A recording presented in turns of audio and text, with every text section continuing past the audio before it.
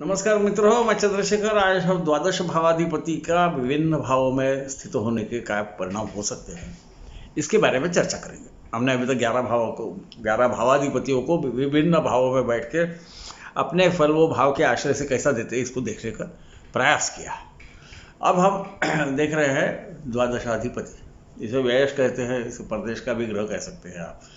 ये नींद है, तो काफ़ी चीज़ें 12वें भाव से देखी जाती है। आप सब विद्वान हो, आपको पता है। मैं किस ढंग से इसको देखता हूँ यही बताने का हर वक्त मैं प्रयास करते रहता हूँ, ताकि आप उसका जो जिसे हम लॉजिक कहते हैं, उसका जो एक विचार है, किस ढंग से विचार किया जाता है, यही मैं बताने की कोशिश कर रहा हूँ। वो आप अपना विवेक का प्रयोग करके उसे और अच्छा बना सकते हैं। तो ये द्वादशेश यदि लग्न में बैठा तो ये क्या करेगा? तो कुछ लोगों का ऐसा मानना है, जो गलत है, ऐसा भी नहीं मैं बोलता, कि इसका मतलब ये हो सकता है कि इसके शरीर का व्यय हो जाएगा। इसका मतलब इसके शरीर स्वास्थ्य में कुछ हानि हो सकती है। क्या वो सचमुच होगी? इसे हमें सोचना पड़ेगा। क्योंकि देखिए, जब हम किसी के शरीर की बात करते हैं तो उस पर लग्न का अधिपति, लग्न खुद, लग्न तनुभाव है, तो नैसर्गिक है कि तनुभाव को कुछ भी ऋणात्मक परिणाम आ जाए तो तकलीफ हो सकती है। परंतु सहसा उसके लिए षष्ठ या अष्टम का स्वामी यदि लग्न में बैठे स्थित हो तो फिर वो ये करने की संभावना ज़्यादा होती है। वो लग्नेश के साथ रह के भी कर सकता। द्वादशेश लग्न में बैठना का एक अर्थ तो है कि शरीर की हानि, या उसका जो विचार करने की पद्धति है, क्योंकि ये पूरा आपका व्यक्तित्व दिखाती है, इसमें कुछ कमी रह जाना, या कोई भी जब निर्णय पे पहुंचते हैं वहाँ कुछ न कुछ गलती हो जाना, उसके वजह से जातक को हानि होना, ये हो सकता है। इसी के साथ ये जातक का खुद का बाहर रहना भी अच्छा रह सकता है, क्योंकि आखिर में वो 12वें भाव में बैठा है, तनु का अधिपति। ऐसा हम समझ लें, जब आदमी अपने देश से, अपने संस्कृति से दूर हो जाता है, जिसको हम दूर दराज का प्रदेश बोलते हैं, जिसे हम प्रदेश भी बोल सकते हैं, तो होता क्या है कि उसके अस्तित्व का व्यय होता है। अस्तित्व का कैसा व्यय होगा? आदमी तो है जिंदा, तो सही बात है, परंतु जो उसको अभिमान, मान उसके खुद के मुल्क में मिलेगा, वो दूसरे मुल्क में मिलने में तकलीफ होती है। व्यय का अर्थ पूरा खर्चा हो जाना ऐसा नहीं है, इसे समझ लीजिए। व्ययश लग्न में होने से कभी कभी बैठे बैठे नींद आ जाना, तंद्रा बोलते हैं जिसको, ये शनि का खास अधिकार है। शनि कारक है 12वें घर का, इसे मत भूलिए कभी। ये हो सकता है। इसका मतलब क्या कि उसकी जागरूकता में कमी आ जाए। जब कोई विचार करे, कोई आचार करे, तो करते वक्त वो शायद सब पहलुओं को न समझते हुए आचार कर सके। इससे बहुत नुकसान होगा ऐसा नहीं, पर हो सकता है उसके व्यक्तित्व में कुछ कमी आ सकती है। परंतु जैसा कि मैंने बोला, वो भी बाहर चला गया तो इसमें बदल आ जाता है, क्योंकि वो व्यय स्थान में बैठ गया। कौन बैठा? तो शरीर बैठा। शरीर बैठा, व्यक्तित्व व्यय स्थान में बैठा, तो दूर दराज के प्रदेश में जाके इसका व्यक्तित्व उभर भी सकता है। तो इसे समझ लीजिए।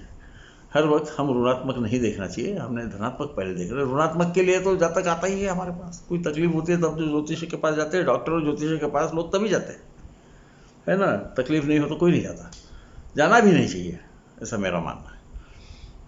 तो अब ये व्यय जो है, ये द्वितीय भाव में स्थित हो गया तो क्या होगा? ये द्वितीय भाव में स्थित होने पर वो धन का स्थान है। धन, कुटुंब आदि का, वाचा आदि का स्थान है। हो सकता है ये संभवतः ज़्यादा बात न करें, वाचा का व्यय हो सकता है। कुटुंब में कुछ कम ज़्यादा हो जाए, संबंध सुमधुर न रहे, खासकर यदि पाप ग्रह हो तो ये भी हो सकता है। या इसके संचित धन का, क्योंकि द्वितीय भाव ये संचित धन का स्थान है, ये मान मरतब का स्थान है, तो यहाँ पर कुछ कमी आ जाए, इसका मतलब संचित धन इसके पास न टिके। कई बार आपको दिखेगा कि ऐसे परिस्थिति में कितनी भी आमदनी होगी तो भी वो जातक कहेगा कि मुझे पैसे पूर्ण नहीं रहे। तो देख लेना कि द्वादशेश कहीं द्वितीय भाव में तो स्थित नहीं है, या द्वितीय धन का अधिपति द्वादश में तो स्थित नहीं है कि उसका व्यय हो जा रहा है ना। तो इस प्रकार से हमने देखना चाहिए। इसलिए हम कई बार देखते हैं कि बाहर जाके बहुत पैसा कमाते हैं, वहाँ रहता भी है, यहाँ आते तो वही पैसा खत्म हो जाता है, या उल्टा भी होता है कि अपने देश में पैसा नहीं बन सकता और बाहर जाके वो बन जाता है। यानी पैसा रुकना चालू होता है, संचित धन बढ़ना चालू होता है। इसे ध्यान रखिए। कई बार द्वितीय स्थानीय हमारे बिल्कुल प्राथमिक जो शिक्षण है उसका भी स्तर है, तो वहाँ पर भी कुछ कमी आ सकती है। क्या हर वक्त आएगी कि फिर से पाप ग्रह है, शुभ ग्रह है। शुभ ग्रह होगा तो तकलीफ तो देगा, वो शुभ रीति से देगा तो बहुत ज़्यादा नहीं देगा, कुछ प्रमाण में तो जरूर देगा, इसमें कोई शक नहीं है, इसे ध्यान में रखिए। अब ये तृतीय भाव में चला गया, किसका व्यय करेगा? व्ययश है ना, वो कहाँ से करेगा? पराक्रम भाव से, भ्राता के भाव से या भगिनी के भाव से। तृतीय भाव उनका भी दोनों का भाव है ना, सहज भाव बोलते हैं उसको। सहज यानी जो अपने साथ ही जन्म जो ले, वो इसका मतलब भाई बहन आदि। तो च का मतलब जन्मा हुआ, सह यानी आपके साथ, जातक के साथ। तो यहाँ पर वो कुछ कम ज़्यादा हो सकता है, या इसको अनुज अनुजा आदि न हो, ये भी संभावना है। यदि खासकर मंगल के समान ग्रह रहा तो शायद अनुज न हो, अनुजा हो सकती है, ये संभावना है। या उनसे संबंध अच्छे न हो, ये भी संभावना होती है। या इसके पराक्रम का व्यय हो जाए। इस स्थिति में भी इसने पराक्रम अपने संस्कृति से दूर जाके करना ज़्यादा अच्छा रहता है, तब उसके पराक्रम का फल मिलेगा। वरना समझ में कई बार नहीं आएगा कि राशि चक्र तो इतना उम्दा दिख रहा है, सब ग्रह अच्छे जगह बैठे हैं, शक्तिशाली है, शक्तिशाली ग्रह तो अच्छे फल देते हैं, अपने भाव को देख रहे हैं, उसके बावजूद तकलीफ क्यों आ रही है? तो ऐसे वक्त इस चीज़ को देखना कि कहीं पराक्रम भाव में व्यय तो नहीं बैठ गया, है ना। आलस्य भी देता है 12वां भाव, तो ये कभी पराक्रम के वक्त आलसीपना तो नहीं करता, इसकी वजह से तो ये पीछे नहीं रह जाता। इस प्रकार का ज्योतिष ने विचार करना चाहिए, उसे पूछ लेना, होगा तो उसको बोल रहा इस ढंग से करो, आप बाहर जाके करो, भिन्न संस्कृति में जाके करो, आपने जो अभी तक काम नहीं किया ऐसा काम करके देखिए, ताकि उसमें आपको उन्नति होगी। आखिर में ज्योतिष का कारण क्या है कि तकलीफ से बाहर निकालना। ज्योति है ना, ज्योति का मतलब ज्ञान। तो ये ज्ञान कैसा देते हैं, तो हम उनको जो ऋणात्मक ऊर्जा है उसको धनात्मक हमारे व्यवहार से कैसे बदलना, इसका सलाह देना, ये ज्योतिष का परम कर्तव्य है, ऐसा मैं मानता हूँ। मैं, आपने देखा होगा समय मंत्र आदि या रेमेडी वगैरह की बात बहुत कम करता हूँ। मेरा कहना है कि ये हमारे दिमाग में ही है, ये ग्रह भी दिमाग में बैठे हैं, तो ये हमारे दिमाग को कभी उल्टा चलाने लगाते, कभी सीधा चलाने लगाते, कभी कभी रत्न उस पर काम करते। मैं भी पहनता हूँ, मैं ऐसे फालतू बात नहीं करता कि मैं नहीं पहनता, मेरा विश्वास में है, पर वो कुछ परिस्थितियों में है। यदि वैसी परिस्थिति नहीं हुई तो वो भी मदद नहीं करेगा, फिर आपका कर्म आपको मदद कर सकता है, इसे मत भूलिए। कर्मण्येवाधिकारस्ते माँ फलेषु कदाचनम, भगवान कृष्ण ने जो कहा, इसका मतलब कर्म करते जा, फल की आशा न कर, ऐसा नहीं है। उसका अर्थ ऐसा है कि आप कर्म करो, उस पर आपका अधिकार है। कर्म आप ही कर सकते हो, भगवान भी नहीं कर सकते, आप ही को करना है। उसके फल का जो अधिकार है वो मेरा है। इसका अर्थ ऐसा, अच्छा कर्म करो, समय को उचित जो कर्म होगा वो करो, तो उसके अच्छे फल देना वो मेरे अधिकार में, वो मैं दूंगा। आप समय पर अनुचित कर्म करो तो उसके अनुचित जो फल है वो मैं दूंगा। मुझे कौन से फल देना, इससे कोई तकलीफ नहीं, आप अपना कर्म सही करो, अच्छे फल मिलेंगे, ये उसका अर्थ होता है। कई बार क्योंकि धार्मिक प्रवचनों में ऐसा बोला जाता है, कर्म करते जा, फल की आशा मत कर। फल की आशा मत कर तो भगवान ने अर्जुन को बोला थोड़ी रहता कि तेरा नाम खराब हो जाएगा, तू नहीं लड़ेगा, लड़ना तेरे को जरूरी है ना। तो कर्म केवल कर्म नहीं, सही कर्म करना सही समय पे, इसका महत्व है। तृतीय भाव की हम बात कर रहे हैं, पराक्रम की बात कर रहा है। पराक्रम है क्या? सही पराक्रम। किसी भी चीज़ को पराक्रम नहीं कहा जाता। जैसा दान भी उचित जगह पे सत्पात्र को दान किया तो उसका फल मिलता है, कुपात्र के दान का फल नहीं मिलता। ऐसा ही पराक्रम का है, वो सही जगह पे सही समय पे करोगे तो उसका फल मिलेगा, है ना। इस दृष्टि से मैं देखते रहता हूँ। थोड़ा सा विषय से मैं भटक गया हूँ, पर आप मुझे माफ़ कर देंगे, मुझे इसका पूरा भरोसा है। चतुर्थ भाव में व्यय चला गया, यहाँ क्या होगा? माता की हानि हो सकती है, माता को तकलीफ हो सकती है, इसका घर वाहन आदि जो है इसमें शायद खर्चे हो सकते हैं इसके, या ये बाहर देश के रह सकते हैं। इसका मतलब इसका शायद स्वस्थान में रहना इतना अच्छा उसको महसूस न हो, उसे वहाँ सुख की अनुभूति न हो अपने घर में। तो इसका मतलब कि इसने परदेशी जाने, ऐसा ज़रूरी नहीं है। कभी कभी 12वें भाव में भी शुभ ग्रह देखते रहते हैं, तो इसको घूमने वूमने में अच्छा लगता है, तो ऐसे ही कर्म करेगी जिसमें घूमना नैसर्गिक है। हो सकता है कि विशारद के स्तर की जो परीक्षा है उसमें उसे कुछ थोड़ा अपयश आए, या जो उसको अपेक्षित है उससे कम यश आए, क्योंकि ये व्यय है। ये कहाँ व्यय दिखाएगा? आपका मकान खुद ने खरीदा हुआ, आपका वाहन, आपका सुख, आपकी माता और आपका विशारद के स्तर का शिक्षण, यहाँ ये कमी ला सकता है। शुभ ग्रह है तो शुभ रीति से लाएगा, अशुभ ग्रह है तो थोड़ी सी तकलीफ देके ला सकता है। पर यहाँ पर ये ख्याल में रखना, कई बार वो ग्रह जिस चीज़ों को दिखाता है, दर्शाता है, उसी प्रकार का शिक्षण हो तो ये तकलीफें बहुत कम आ जाती है। ये भी हो सकता है कि विशारद की शिक्षा के लिए बाहर देश चला जाए और वहाँ जाके वो अच्छा काम करे। जैसा चतुर्थ 12वें में जाने पे होता है, वही 12वें का स्वामी चतुर्थ में जाने पे होगा। उसमें थोड़ा कुछ फर्क रहेगा, उसको हम बोलते हैं सूक्ष्म फर्क रहता है, इसे ध्यान में रखिए। अब यही द्वादश पंचम में गया, ये अनुभव से नहीं सीखेगा, क्योंकि ये अनुभव से मिला हुआ ज्ञान, विशारद के बाहर ऊपर में जो ज्ञान है, विशारद का अर्थ यह है कि उस स्तर की शिक्षा जिससे कोई कर्म मिल सकता है। आप आजकल के ज़माने में आप नौकरी बोलो, करियर बोलो, जो भी आप बोलो, वो मिलने के लिए जो कम से कम स्तर लगता है वो चतुर्थ भाव है। उससे आगे सब जो है वो पंचम है। तो इसको आप स्नातकोत्तर बोल सकते हो परीक्षा। या आपको खुद होके जो ज़्यादा का सीखना है, पढ़ना है, उसमें दुनिया में आए हुए अनुभव से सीखना भी आता है। तो कई बार अनुभव से न सीखना ये गुण हो जाता है। वो पुत्र का भी भाव है। कभी कभी पुत्र से संबंध इतने मधुर न रहे, या पुत्र इनसे दूर रहे, इसकी भी संभावना होती है। 12वें का संबंध पंचम भाव से आने के बाद वो पंचमेश होगा तो भी हो सकता है, होगा ऐसा जरूरी नहीं है, क्योंकि बाकी ग्रह भी अपना अपना प्रभाव डालते हैं।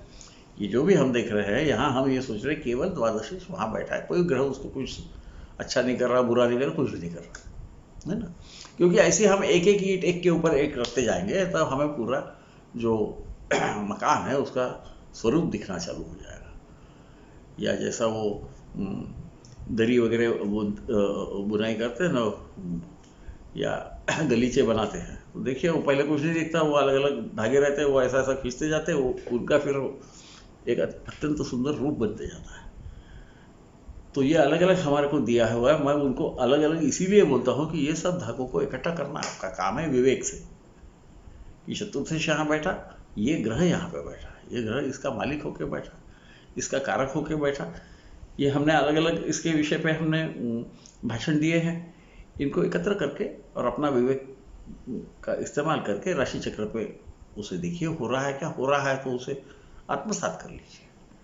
ये सबसे अच्छा है। ये 12वां भाषण है इस श्रृंखला का, एक भाव का दूसरे भाव, इसमें थोड़ा सा विस्तार से बोलने का मैं प्रयास कर रहा हूँ। ये भी हो सकता है कि ये स्नातकोत्तर परीक्षा के लिए या ऐसे किसी शिक्षा के लिए ये परदेश चला जाए, या ऐसे जगह चला जाए जहाँ की संस्कृति इसके, जहाँ पर ये बड़ा हुआ है वो संस्कृति से काफ़ी भिन्न है ना। इस प्रकार से हम इसे देखते हैं। ये 11वें पे भी दिखता है। 11वें पे दिखता है का अर्थ ऐसा है कि ये बाहर से धन की भी प्राप्ति कर सकता है, क्योंकि वैश्य जो है, जो दूर दराज का मुल्क भी बताता है, दूसरी संस्कृति भी बताता है, उसका स्वामी पंचम में बैठ के, अनुभव के स्थान में बैठ के, वहाँ से 11वें पे देख के, लाभे सर्वग्रह प्रशस्त तो है ही, पर लाभ पे देखने वाले ग्रह भी कुछ न कुछ लाभ देते हैं, उस मार्ग से वो लाभ कमा सकता है। तो ऐसे लोगों को सहसा उनके जो अनुभव का ज्ञान है, उसका जो फल मिलना है, वो सहसा दूसरी संस्कृति में, भिन्न संस्कृति में, भिन्न देश में, भिन्न प्रदेश में मिल सकता है। इसे कभी ना भूलिए। शिक्षा के लिए भी वो ऐसी जगह जा सकते हैं। वरना क्या होगा, वरना वो शायद उस स्तर की शिक्षा में उनको अपेक्षित यश न मिले, ये संभावना होती है होशियार होने के बावजूद भी। ऐसे अनुभव आपको आते रहेंगे, क्योंकि वो आए होंगे, नहीं है तो राशि चक्र में जो आएंगे उसमें आपको दिखेगा। ऐसा होता है, ये शास्त्र है। इसके जो हमने पैमाने दिए हैं, ये प्रत्यक्ष में होना चाहिए, तभी वो शास्त्र को अर्थ है। ज्योतिष को प्रत्यक्ष शास्त्र इसीलिए कहा गया। अब ये 12वें का स्वामी षष्ठ भाव में बैठे हैं। ये षष्ठ भाव जो है, ये आपको जो कोई ऋण देता है उसका भी भाव है, ये नौकरी का भी भाव है। तो जब तक खुद ही नौकरी छोड़ देगा, ये हो सकता है। इसके नौकर इसकी नौकरी छोड़ दे, ये भी संभावना है। ये भी संभावना है इसको तकलीफ होने से, तबीयत खराब होने से इसे अस्पताल पहुंचना पड़े, क्योंकि 12वां भाव अस्पताल भी है, 12वां भाव जेल भी है, कोर्ट के मामले में कोई इसे तकलीफ हो, ये भी संभावना है। परंतु इसी वक्त 12वें का स्वामी खुद के घर को देख रहा है, उसको पुष्ट करेगा। वो यदि क्रूर ग्रह रहेगा तो उससे जो व्यक्ति दर्शाता है वहां तकलीफ तो देगा, वो खर्चे भी करवाएगा उस कारण से, परंतु फिर भी कम से कम तकलीफ देगा। शुभ ग्रह है तो अच्छा ही फल देगा, इसे मत भूलिए, क्योंकि कभी कभी ऐसी गड़बड़ हो जाती है। ये जो 6 और 12 है, ये एक दूसरे के जोड़ीदार है, ये साझेदार है। हर भाव अपने से सप्तम का साझेदार रहता है, वहाँ वो ऋणात्मक ऊर्जा भी दे सकता है, धनात्मक भी दे सकता है। ये आदमी बाहर देश में काम करने के लिए भी जा सकता है, दूसरी जगह जाके दूर दराज के क्षेत्र में, दूर दराज के प्रदेश में, या जहाँ पे संस्कृति भिन्न हो, भले ही वो आपके जहाँ आप रहते हैं उससे नज़दीक हो, वहाँ पर जाके इनको नौकरी आदि प्राप्त हो सकती है, जिसमें इनको फल भी अच्छा मिल सकता है। हर वक्त बुरा फल मिलेगा ऐसा नहीं है। हाँ, उसको बीमारी वगैरह पे खर्चे भी हो सकते हैं, क्योंकि वो खर्चे का स्वामी है, बीमारी के घर में बैठ गया। हो सकता है कभी कभी कि मातुल घराने से संबंधों में थोड़ी कुछ कम ज़्यादा हो जाए, क्योंकि वो मातुल घराना भी बताता है षष्ठ भाव। उसके बाद में यही द्वादश सप्तम में आ गया। अब क्या होगा, क्या विवाह का व्यय हो जाएगा? नहीं, जरूरी नहीं है। ये हो सकता है कि उसका होने वाला पति या पत्नी जो है कोई दूसरे थोड़े से अलग संस्कृति में रहने वाले होंगे, वो होंगे इसी के संस्कृति के, ये भी संभावना है। दूसरे भी संस्कृति के रहने, ये हो सकता है दूर दराज के रहने वाले होंगे। इसका व्यवसाय जो है, इसमें इसको नुकसान भी हो सकता है, या तो ये व्यवसाय दूर दराज के क्षेत्र में करें, क्योंकि सप्तम भाव ये व्यवसाय के भी भाव है। इसके घूमने के भी जाने की जगह है, ये बाहर जाके ज़्यादा खुश रहेगा। हो सकता है दूसरे मुल्क में जाने पे कुछ लोगों को आनंद होता है, अपने देश में या अपने संस्कृति में उत्कृष्ट चीज़ें भी देखने में जितना आनंद नहीं होता, कुछ लोगों को परदेश में उससे निकृष्ट चीज़ों में देखने में बहुत आनंद प्राप्त होता है। ऐसा भी द्वादश सप्तम में देख सकता है, इसे ख्याल में रखिए। द्वादश से थोड़ा घूमने लगा है, इधर उधर घूमने की आदत रहेगी, इसे अच्छा लगेगा। प्रवास करना, छोटे प्रवास करना अच्छा लगेगा जातक को, इसे ख्याल में रखिए। ये आपके साझेदारी का भी भाव है, तो कभी कभी साझेदारी टूट सकती है। कब? यदि वो भिन्न संस्कृति का न हो आपका साझेदार, तो टूट सकती है, टूटेगी ऐसी जरूरी नहीं है। उसके काफ़ी चीज़ें हैं, शनि के समान ग्रह है तो जिसे हम गंभीर स्वभाव का, यदि आपका साझेदार रहे तो वो टिकेगी। हो सकता है कि बाहर देश के लोगों से ही आपकी साझेदारी होगी, या बाहर के पर प्रांत से आपके साझेदारी होगी, वो टिकेगी। इसे कभी भी ख्याल में रखना, इसे न भूलिए। अब द्वादश षष्ठ में आता है, अष्टम में आता है। अब देखिए, द्वादश षष्ठ में रहना, द्वादश अष्टम में रहना, इसको कई बार लोग विपरीत राजयोग कहते हैं। मेरा कहना है कि एग्जैक्टली विपरीत राजयोग है ऐसा मैं नहीं बोल सकता। विपरीत योग तो है कि भाई द्वादश षष्ठ में गया तो वहाँ रोग वगैरह उसको वो खत्म कर देगा, ऐसा एक हम समझते हैं। परंतु वो जो भी ग्रह है वो अपना रोग भी देगा, इसे न भूलिए कभी भी, तो अच्छा रहेगा। ऐसा ही द्वादश अष्टम में आ गया। अष्टम में क्या है, तो आयुष है। आयुष का व्यय हो सकता है।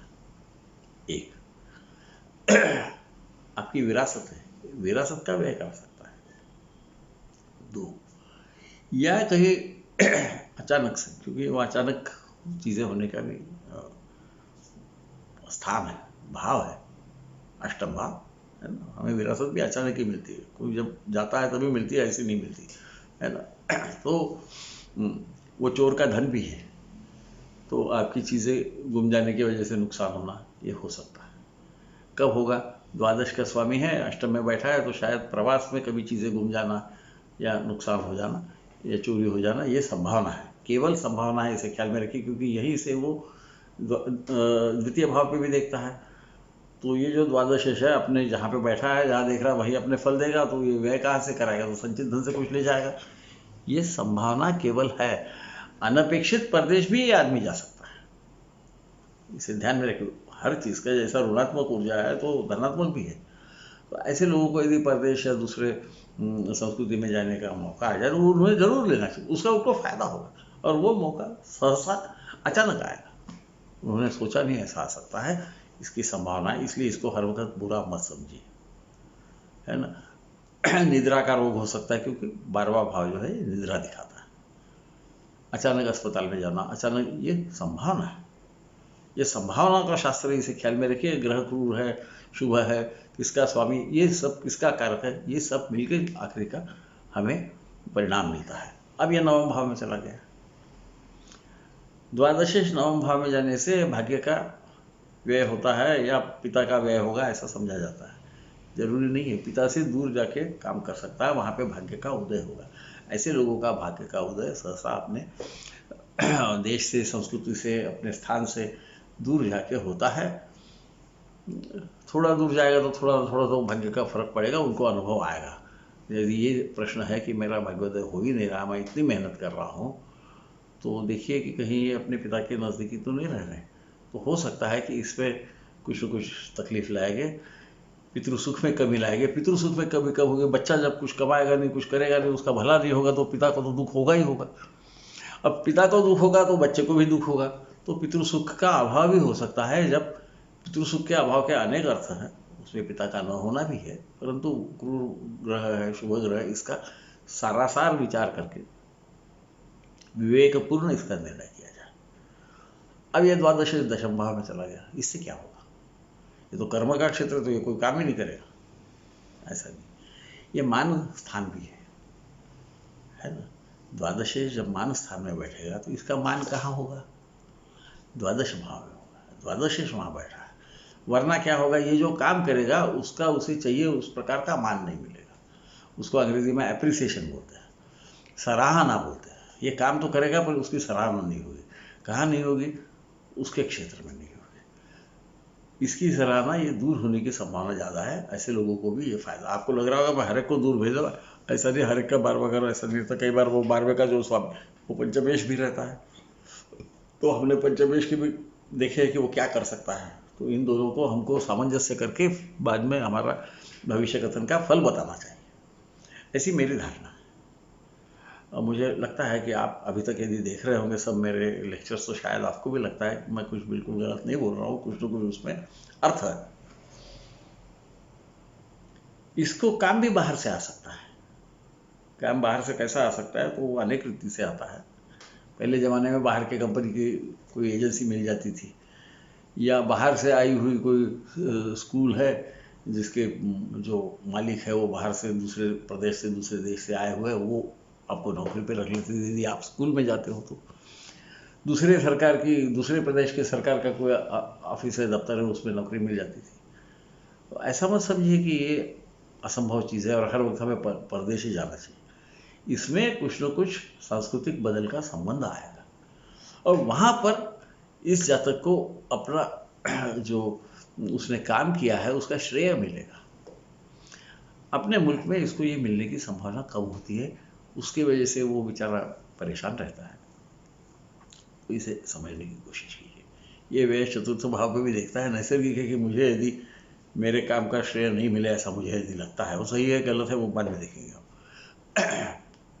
तो मेरे सुख में कमी रहेगी, मैं सुखी नहीं रहूँगा। द्वादशेश चतुर्थ पे कभी भी मैं ये जो बोल रहा हूँ आगे और कहाँ देख रहा हूँ उसे देख लेती जाइए, तो आपको बहुत जल्दी समझना चालू हो जाएगा। ऐसे भी आप समझदार हैं, आपको समझेगा ही। पर अब मेरे उम्र में मेरे को ऐसा लगता है कि मुझे ही समझता है, दूसरे को नहीं, तो गलत है। पर होता है ऐसा, तो उसके कभी वैसा मैं बोल दूँ तो आप उसको गलत अर्थ में मत लीजिए।